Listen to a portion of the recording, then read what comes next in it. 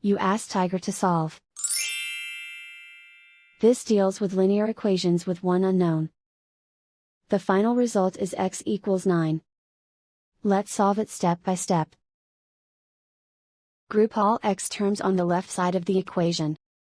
Subtract 9x from both sides. Group like terms.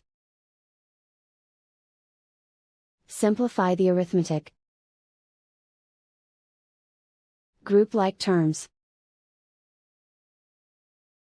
Simplify the arithmetic.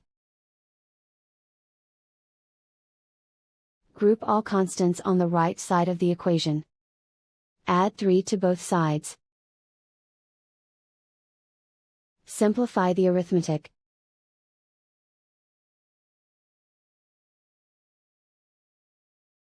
Isolate the x.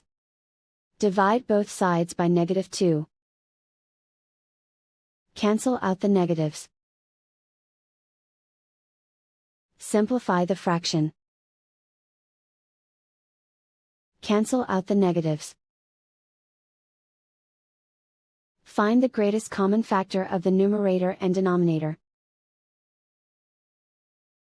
Factor out and cancel the greatest common factor. And so the final result is x equals 9.